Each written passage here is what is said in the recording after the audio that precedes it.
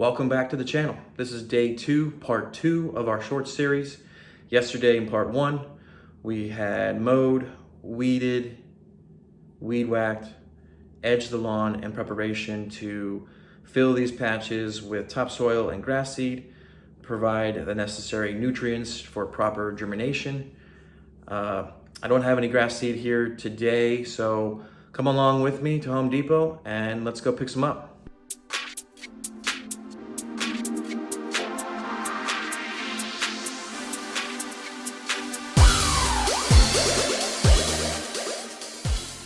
Well, we're at Home Depot. As you can see behind me, the sun is coming down, so we gotta be quick. Let's do it.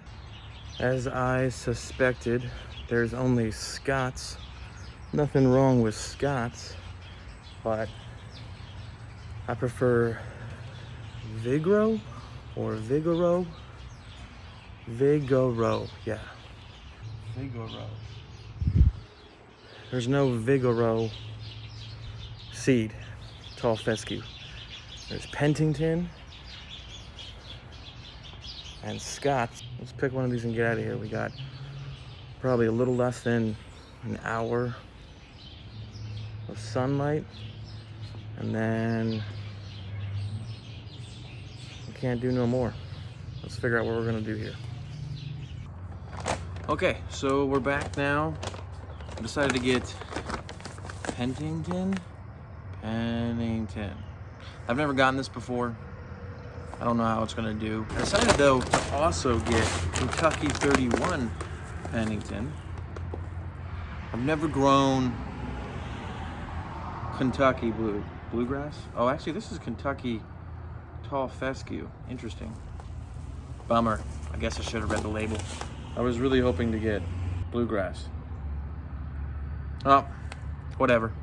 I haven't had experience in both of these, so Vigoro's been good to me for the last 5 years. We'll just give these a go and see what happens. I'm curious about the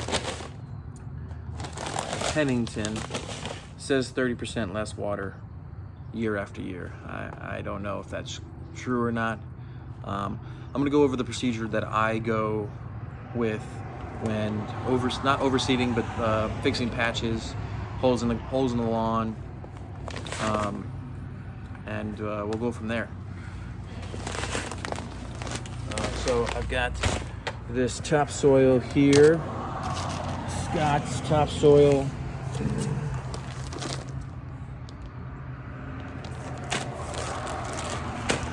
So I mix it in a wheelbarrow, a whole bag, and I just guesstimate how much seed based on what we're trying to cover. One bag should honestly be enough for what I'm trying to accomplish. I don't have that many patches, but they come in big clumps like this, so try and smash them down, get it all nice and mixed up. While I'm doing this, does anybody know why they call tall fescue tall fescue? There's a specific generalization, an idea of why it's called tall fescue. Leave a comment down below if you know why it's called tall fescue. A lot of my neighbors just think grass is grass, but I think grass is beautiful, and I like to make it as green as possible and make my property, my lawn, a centerpiece maybe? I don't know. I just love doing things with grass. So, if I'm being honest, the more green, the more sod I can lay down. I did a complete renovation of my front lawn and my left side of my house when I first moved in 5 years ago. And there were trees. There were 4 trees in the front, 2 trees in the back, and it was like a swamp. There were bugs everywhere. There was standing water. It was attracting more insects. It was just really bad. So I had those trees removed, and then I planted 4 ferns in the front of the house in my garden outside of the grass area, the front lawn. And then I completely redid the front with sod from Essential Sod. And prepared the lawn, prepared the dirt, brought topsoil in, raked it all in with the existing dirt. I think it was 1,200 square foot of sod that I got. Then added a fertilizer. I actually didn't roll it because I didn't have a roller, but it turned out, and it's looking better than ever 5 years later. So the key with sod, though, is not to put fertilizer on top of the sod, because if the roots haven't established yet, then you'll burn the grass. So after you've prepared the soil, brought new soil in, mixed it with the existing soil, usually you want to rototill it. I didn't have a tiller, so I just raked it in as best I could, and then you lay down a starter fertilizer, and then you lay sod on top.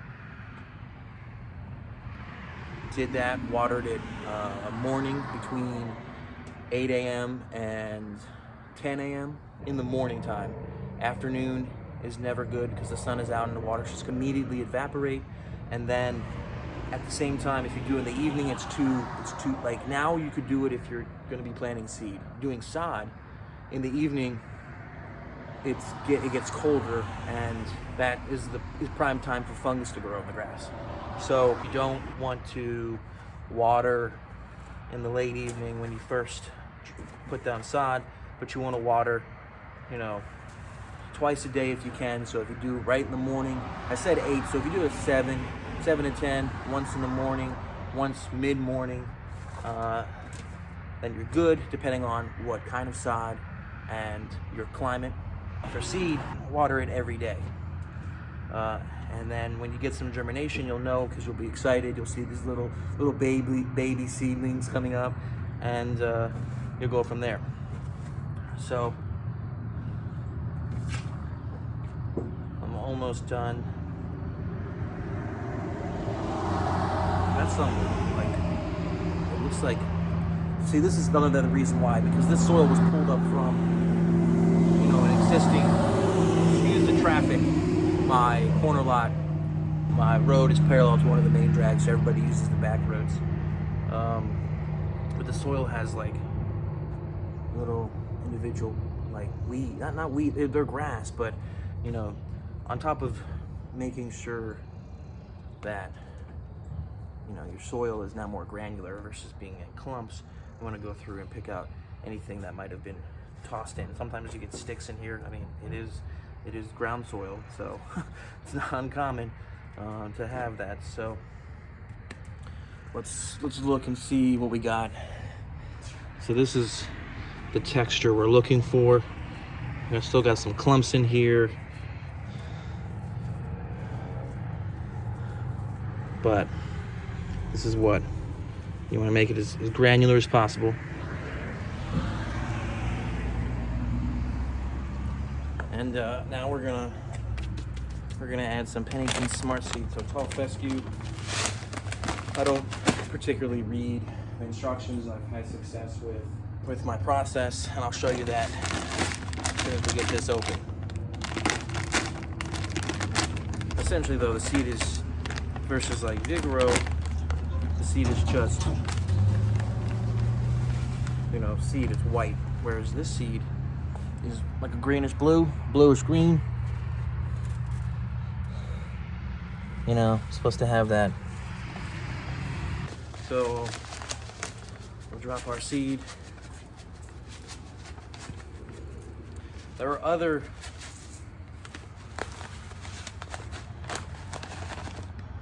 people, I'm not saying they're right, they're wrong, or that I'm right or I'm wrong, but this procedure has been effective in all the times that I've seeded.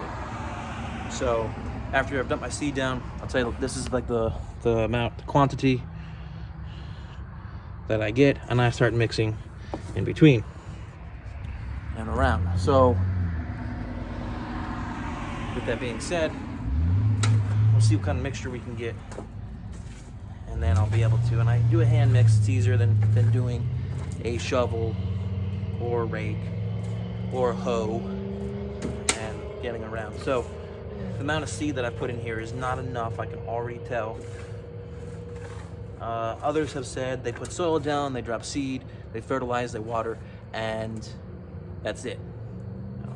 I've had more effectiveness by actually mixing the seed in with the soil, dumping it in the patches or the area that I'm overseeding, or not overseeding, but I'm seeding and preparing the lawn for, and it grows. Now, will all these germinate over time? Yes, most likely. Will they germinate the initial beginnings, the seedlings you see that actually sprout above the ground? No, but you have more of an opportunity for this seed to germinate because you got more of it instead of what's just sitting on top of the soil. So the level of mixture that we have going on here is not even close. So we're gonna add some more.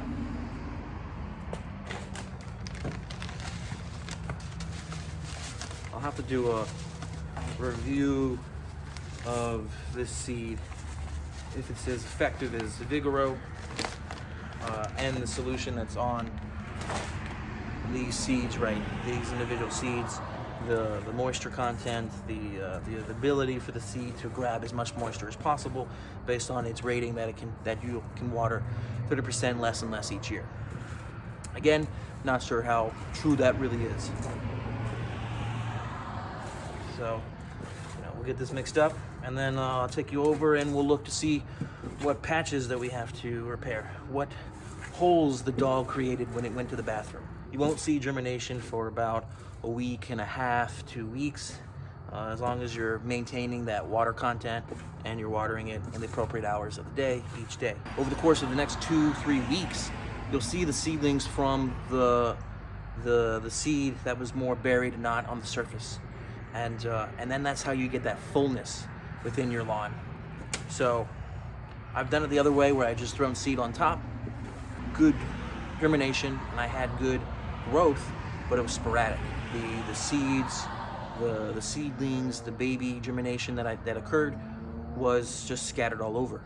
Had I mixed it like this, the seedlings that are in the ground that are not on the surface, that take a little bit longer to establish that growth because they're in the soil versus being on top, they come weeks later, and then you get more of a full area within that patch or whatever you're seeding. So let's go over to the backyard and let's take a look at those patches that I have to fill from the dog. See you over there. All right, so we're in the backyard now, and we can take a look at these patches that I've got. They're really dry, so we need to rake them. We need to rake it so that we can really allow that new soil to mix with this existing dirt that's flat and hasn't been turned over. So we will do that now. I did aerate here about a month and a half ago. As you can see, they're kind of scattered all over the place. I'm thinking I might need to water some of these areas because I don't think I'm going to be able to get down where I want to. Well, maybe not.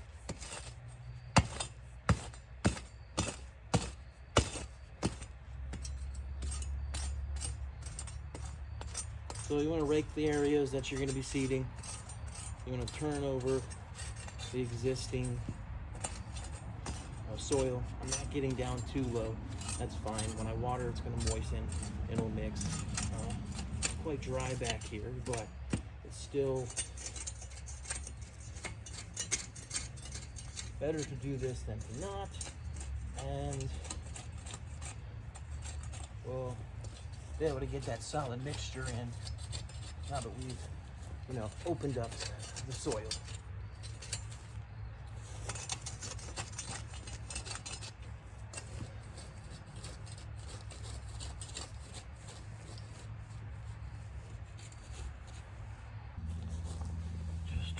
Here, don't need to flatten it down. This isn't sod, you don't need to roll it. Literally the level of the grass is good. I don't have to worry about putting straw down, which there's a lot of controversial ideas about the purpose of straw. My understanding is that it helps with erosion,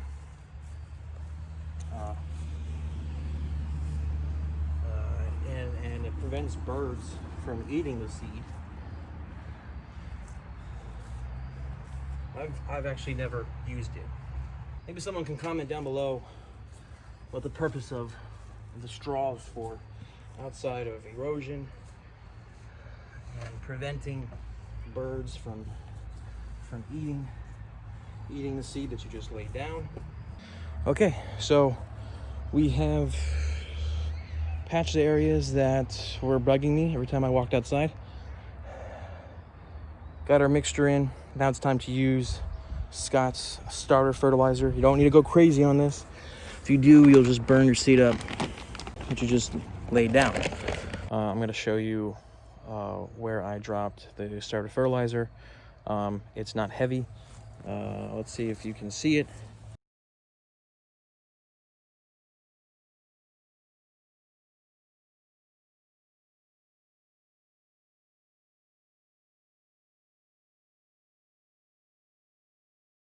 Off camera, I'm gonna water, take care of this, and be done.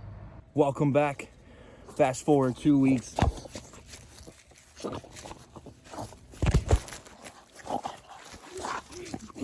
Okay, that's good. You're stepping on my seedlings. Okay.